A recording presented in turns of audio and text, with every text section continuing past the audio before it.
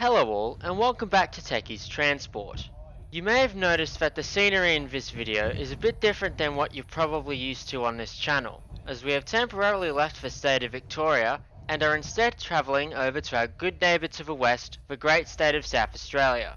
Adelaide Railway Station is a large 9-platform station located on North Terrace in the busiest part of the Adelaide CBD and is the heart of Adelaide's suburban rail network, serving all of Adelaide's 7 suburban train routes. It also features connections to trams running parallel along North Terrace and along King William Street to various locations, making the station quite an important interchange. The current station was built in 1928 and features a grand station building not too dissimilar to that of Flinders Street Station in Melbourne, which was built about 2 decades earlier in 1909. Adelaide Station is a 9-platform terminal station, meaning that there are no through lines. All the tracks here are dead ends. The station formerly served as the terminus for all suburban, regional and interstate services in South Australia. However, all of South Australia's regional and interstate trains were kicked out of Adelaide Station in 1984 and were relocated to a new purpose-built terminal known as Keswick Terminal, which became Adelaide Parklands Terminal in 2008 and is about 2 kilometres away from the Adelaide CBD. Now, I'm not going to talk about Keswick in this video as this is a video on Adelaide Station. However, if you do want to learn a bit about the issues with Keswick Terminal, Taitset delves a bit into Keswick's problems in the final chapter of his video on the Overland, which should be appearing in the top right of your screen about now. Anyway, back to Adelaide Station. So, since 1984, the only services which depart Adelaide Station are services on Adelaide's 7 suburban lines. All the lines running into Adelaide Station come in from the west via a large chaotic looking rail corridor, similar to Melbourne's Richmond Junction. If you've ever been on a train through this area, or have seen it from some of the buildings nearby, you've probably wondered what on earth is going on here, as you've looked upon this confusing maze of track. Well, here's the place to find out. Now, I'm not from Adelaide, so I don't specifically know what this area is called by locals, but I've seen it be referred to as the Western Yard entrance, WYE, Adelaide Yard, and the Railyards. The reason it's referred to as the Adelaide Railyards is because up until 2011, a large yard called Adelaide Yard was located here, and was Adelaide's main rail yard. The yard was closed in 2011 in order to facilitate the construction of the new Royal Adelaide Hospital and was replaced by a new depot and rail yard at Dry Creek. However, there is still a rail yard here, that being North Yard, which is used to stable suburban trains during the off-peak period. For the purposes of this video, I will be referring to this area as Adelaide Yard.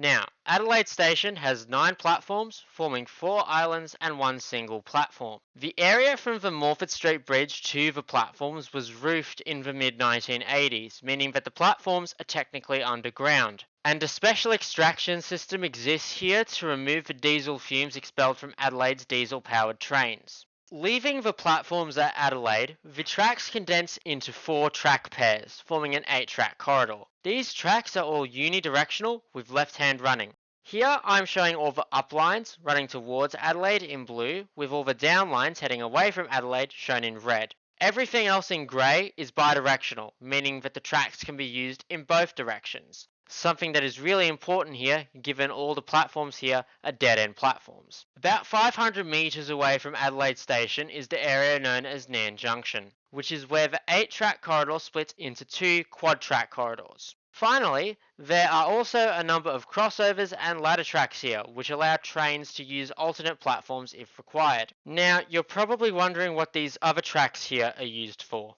These are all the sidings which make up North Yard, which is the yard I mentioned earlier. Now, you'll also notice a single track line which comes in from Mile End and then curves northwest to run parallel to the Gawler line. This line is the Gaol Loop and is part of the busy standard gauge line from Adelaide to Darwin, which runs parallel to the Gawler line as far north as Salisbury. Meanwhile, heading south from the Gaol Loop, the standard gauge line continues towards Keswick Terminal, Mile End Yard, and beyond to the Melbourne to Adelaide rail corridor, which runs parallel to the Belair line from Mile End to Belair. The Gaol Loop is used exclusively by standard gauge freight and passenger trains headed north towards Perth, Darwin and Sydney, and south towards Keswick and Melbourne, as well as to other intermediate destinations. The Gaol Loop used to have a broad gauge track, which was occasionally used by special services heading to Showgrounds Central Station from the Gawler line during the annual Royal Adelaide Show. However, these services ceased to operate in 2005 when special services to the show were replaced by an express shuttle from Adelaide to Showgrounds Central. The broad gauge Gaol Loop track has since been abandoned.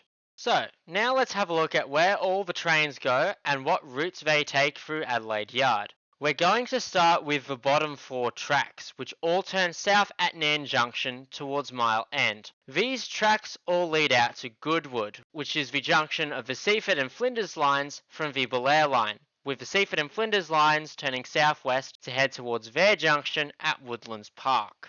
The tracks running through platforms 1 and 2 at Mile End are known as the Seaford Main lines, whilst the tracks running through platforms 3 and 4 are the Belair Main. Under normal circumstances, trains on the Seaford and Flinders lines run on the Seaford Main lines, running into platforms 1, 2, 3 or 4 at Adelaide, whilst trains on the Belair line come in via the Belair Main, running into platforms 4 and 5 at Adelaide. If we take a look at the junction at Goodwood for a minute, you'll notice that the Seaford Main lines pass underneath the Belair Main line via an underpass, thus avoiding any conflicts at Goodwood.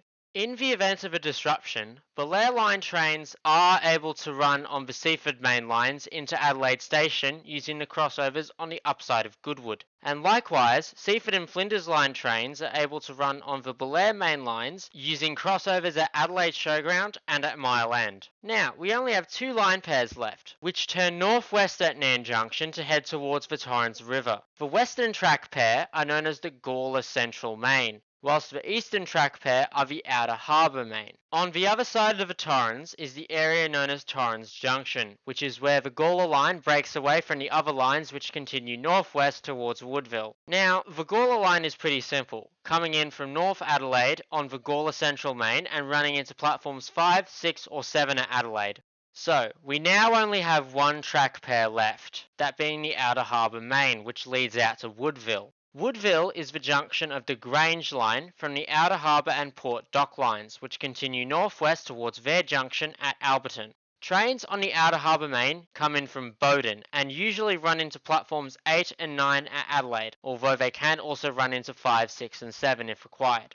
Now, Adelaide's railway network is partially electrified, with the Gawler, Seaford and Flinders lines being electrified at 25 kV AC using overhead wires, whilst the Outer Harbour, Grange, Port Dock and Belair lines are unelectrified and are operated using the 3000 and 3100 class diesel railcars, which entered service in 1987. Here I'm showing the electrified area, shaded in yellow, whilst everything else is unelectrified. If you look at the electrified area, you'll notice that all the trackage at Adelaide Yard, except for this crossover here, and all the platforms at Adelaide Station have wires, including the platforms which aren't normally used by electric services. This allows most trains to run off any platform as required, adding a huge amount of flexibility here.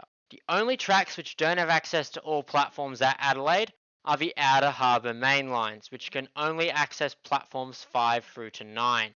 This feature is commonly used during peak times, when services are known to depart from alternate platforms, using the crossovers at Nairn Junction and Adelaide Yard.